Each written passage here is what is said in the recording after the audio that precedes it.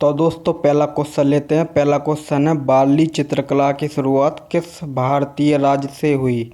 तो दोस्तों इसका आंसर है महाराष्ट्र। चलो दोस्तों अब ट्रिक बनाते हैं।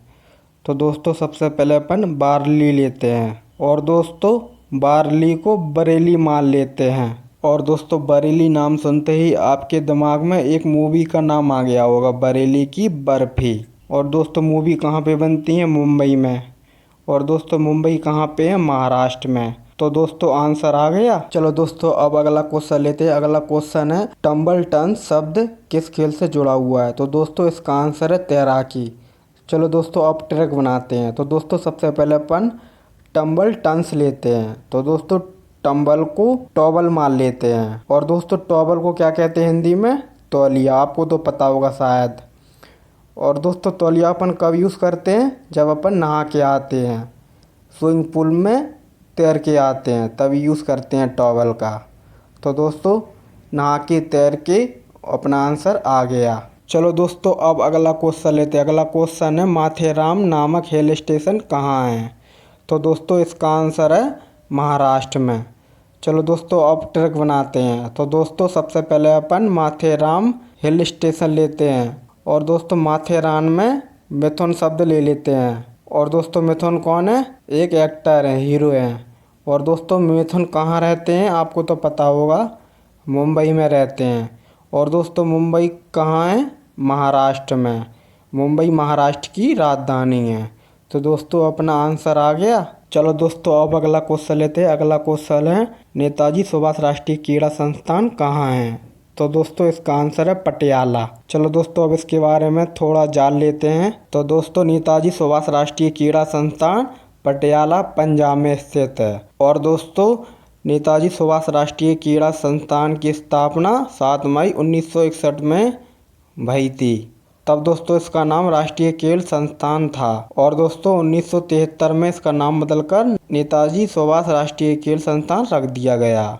और दोस्तों एक बात और, यह एशिया का सबसे बड़ा राष्ट्रीय खेल संस्थान है। और दोस्तों नेताजी सुभाष जी का जन्म 23 जनवरी 1897 में उड़ीसा के कटक शहर में हुआ था। ये भी पेपर में पूछ लेते हैं। चलो दोस्तों अब अगला क्वेश्चन लेते हैं। अगला क्वेश्चन है, कौन सी जगह चिकनकारी कढ़ाई के लिए प्रसिद्ध है?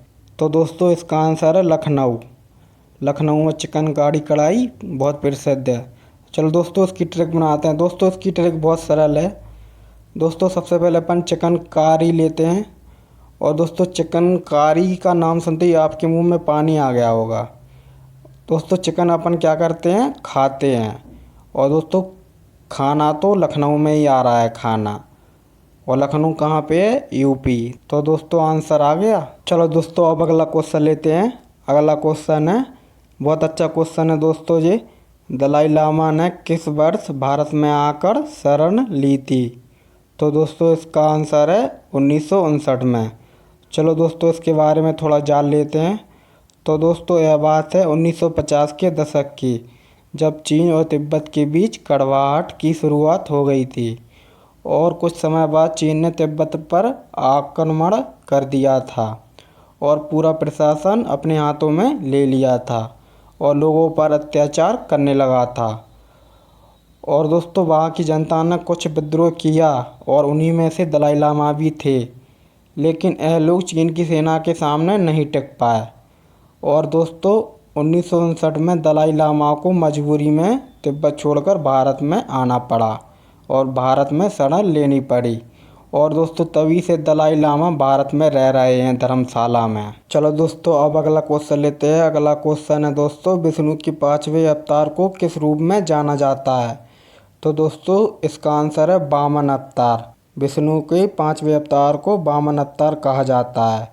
चलो दोस्तों इसके बारे में थोड़ा नॉलेज लेते हैं। तो दोस्तों भागवत पुराण के अनुसार बहुत ही शक्तिशाली दैत्यों का राजा बलि था।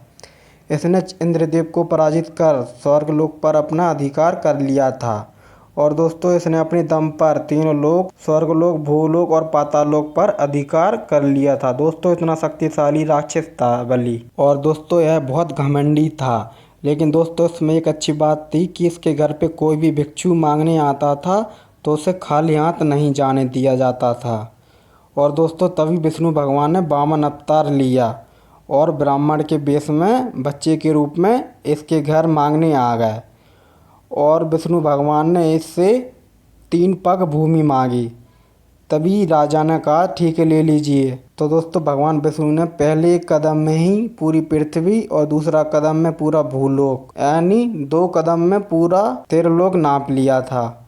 अब दोस्तों तीसरा कदम रह गया था। तब राजा बलि ने कहा भगवान जी आप तीसरा कदम मेरे सिर पे रखिए। तो विष्णु भगवान उसकी बात सुन के बहुत खुश हो गए उससे। चलो दोस्तों भगवान विष्णु के मैं आपको 10 अवतार बता देता हूँ, क्योंकि ये पूछ लेते हैं एग्जाम में। तो दोस्तों पहला अवतार है मत्स्य अवतार, और दूसरा है बराह अवतार, तीसरा है कच्छप अवतार, चौथा है नरसिंह अवतार, पांचवा है वामन अवतार, छठवां है परशुराम अवतार, सातवां है राम अवतार, आठवां है कृष्ण अवतार, नौवां है बुद्ध अवतार और दोस्तों 10वां है कल्कि अवतार। तो दोस्तों इसमें से कोई भी एग्जाम में पूछ सकते हैं कि दूसरा अवतार कौन सा था, तीसरा अवतार कौन सा था, 8वां अवतार कौन सा था। तो दोस्तों याद रख लेना आप लोग, ठीक है।